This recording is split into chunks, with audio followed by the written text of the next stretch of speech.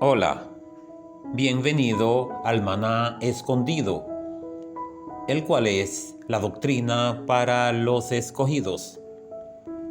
En la segunda parte de la historia espiritual del mundo en que hemos nacido, tenemos ¿por qué es Jesús el Rey de Reyes y Señor de Señores?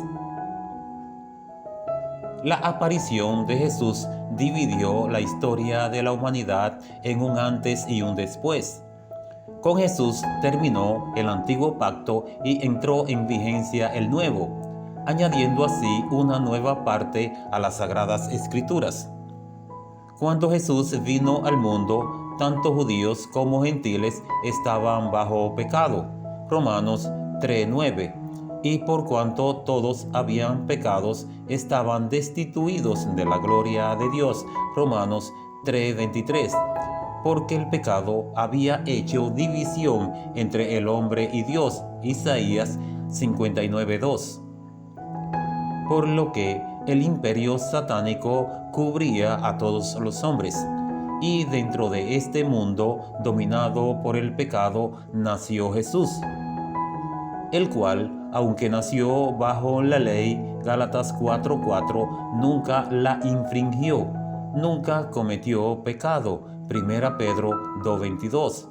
Es decir, fue el único hombre que en su época obedeció la ley de Dios desde que nació hasta que murió, por lo que Dios estuvo en él.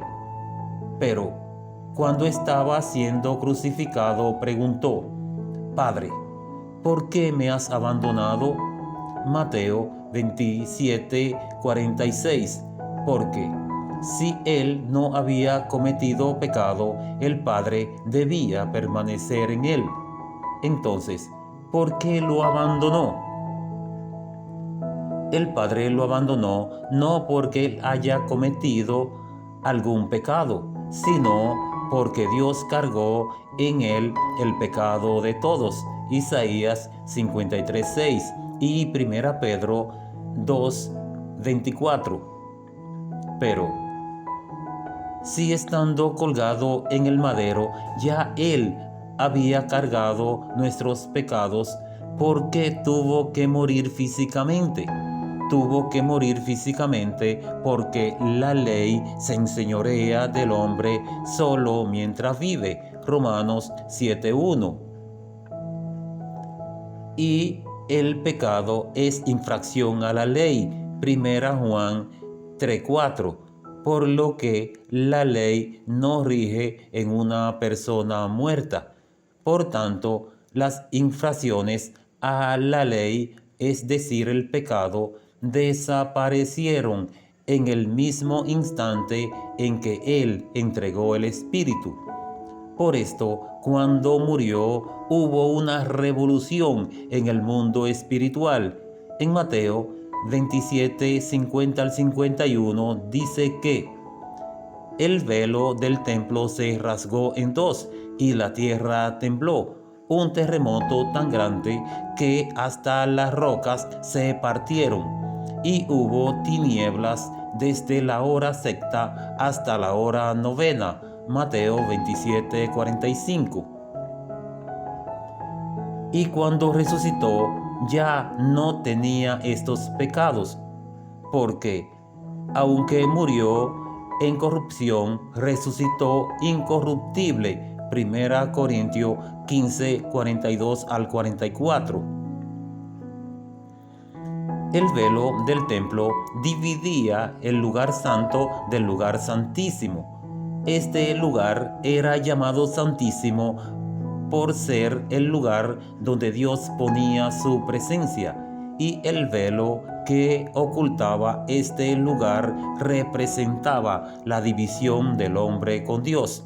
Indicaba el reino formado por las autoridades satánicas en las regiones celestes, el cual dividía al hombre de Dios, y al romperse indicó que con Jesús borrar los pecados estaba despojando de la autoridad que por el mismo pecado el hombre había dado a Satanás. En Colosenses 2:15 dice: y despojando a los principados y a las potestades, lo exhibió públicamente, triunfando sobre ellos en la cruz.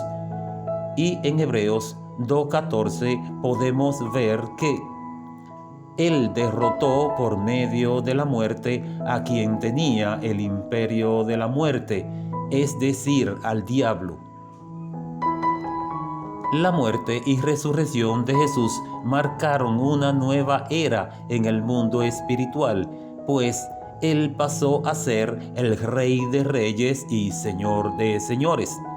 Esto así porque luego de haber resucitado, a Él se le fue dada toda potestad en el cielo y en la tierra. Mateo 28:18, y en Romanos 14:9 dice: porque Cristo para esto murió y resucitó y volvió a vivir para ser Señor así de los muertos como de los que viven.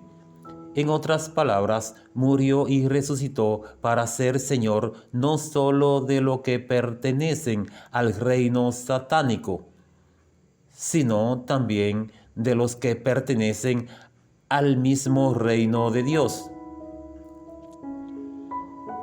En Efesios 1:20 al 21 podemos ver que cuando Jesús fue resucitado de entre los muertos, fue sentado a la diestra de Dios en los lugares celestiales, sobre todo principado y autoridad y poder y señorío, y sobre todo nombre que se nombra no solo en este siglo, sino también en el venidero. Entendiéndose que aquí la diestra de Dios significa el poder de Dios.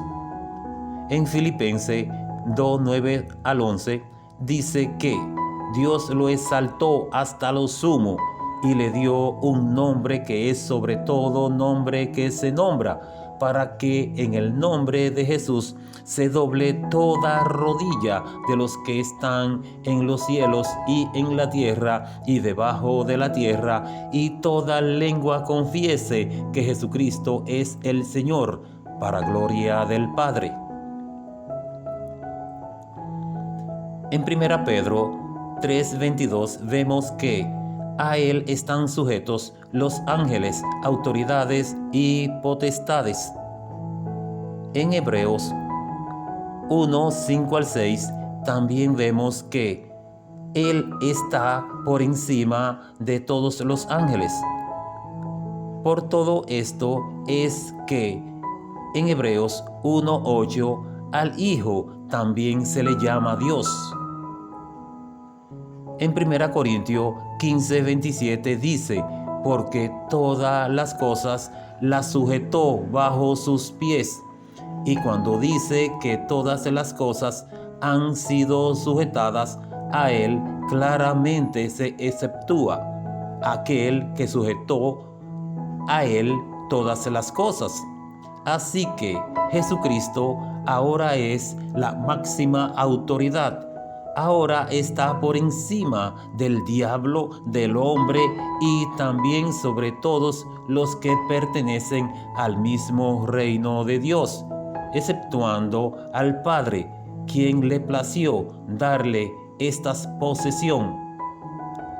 Gracias por haber llegado hasta el final de este tema.